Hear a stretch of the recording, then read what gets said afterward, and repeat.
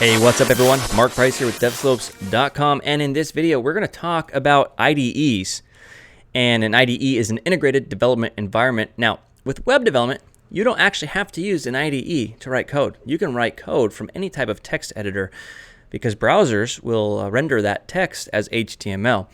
However, IDEs are so important because they make your workflow so much easier with things like autocomplete and hints and cool colors and stuff. Why wouldn't you want cool colors? And so I want to cover a few of the most commonly used IDEs that are out there for web development. The first one is Atom. Okay, this is open source.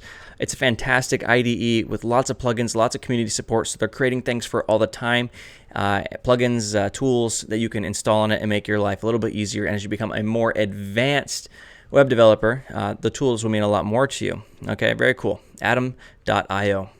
Another open source one is called Brackets. Okay, and by the way, Atom is supported by Google. Okay, even though it's open source, it's kind of Google that's backing it, whereas Brackets is open source as well, but it's supported by Adobe. And Brackets is really cool, and this is the one we're going to use, and we're going to use it because it's fun. Okay, it's cool, has all the same features as Atom, even has a big community of developers. But sometimes it's just nice to change things up. I often go between Atom and Brackets and Visual Studio Code often. So here's another option, Brackets, and this is the one that we'll be using. Another one is Visual Studio Code, which is code.visualstudio.com. And this is not the Visual Studio that you would use for enterprise application development. This is more so for web development and things like that. And it's available for Mac and for PC, similar to Brackets and Atom, or rather Windows and Mac OS. And this is a really cool tool as well, too. I've used this many, many times. Now, there's a fourth one that many web developers like. I personally don't like it, but it's called Sublime. And it's just one guy who maintains it. You can buy it. And this one you have to pay for, although you can download it for free. They want you to pay for it. And this has lots of plugins and things you can install. But I think there's a little more setup involved in this. And it surely doesn't have the support and the community support. And it's not as pretty either. So we're not going to use this.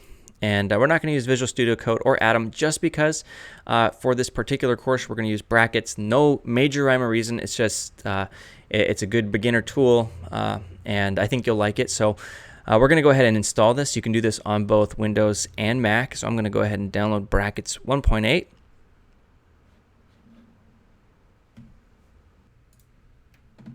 There we go. It finished. Click it. Of course, if you're on Windows, this would say .exe. Just go ahead and click it to install it. And on Mac, I'm just going to go ahead and drag this over here into the applications folder. On PC, you can install it wherever you want, in the C drive or program files, whatever works for you. And you can install a shortcut on your desktop if you want. Okay, that is done.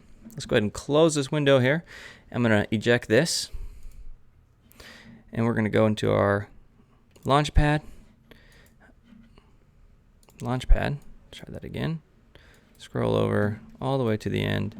And there's Brackets. I'm going to go ahead and take this and drag it down here next to my Visual Studio Code. As you can see, I also have Atom installed right here as well too. So Atom, Brackets, Visual Studio Code there at the bottom. Okay, let's go ahead and open up Brackets. Perfect.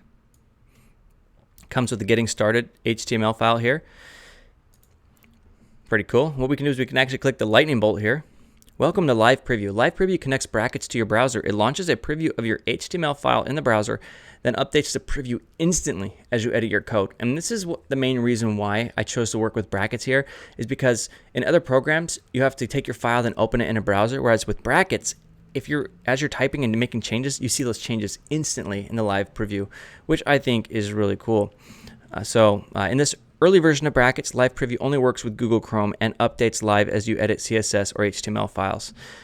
Changes to JavaScript files are automatically reloaded when you save. If you hate Google Chrome, I'm sorry, you're a web developer now. You've got to love it. Web development and Google Chrome go hand in hand. Google Chrome has so many tools that will aid you as a web developer, way more than Safari. And of course, we're not even going to talk about Internet Explorer. But Google Chrome, if you don't use it now, you should definitely start using it because this is going to become your best friend. And of course, it's like the most widely used browser. So, okay. And sure enough, look at this. It's opening up a file here.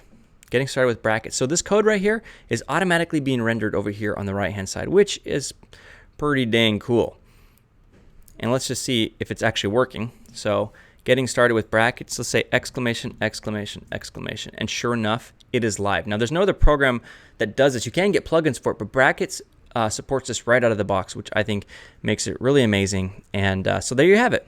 We've got brackets installed, and we are ready to do some web development, and let's go ahead and do it. Mark Price with DevSlopes.com. See you soon.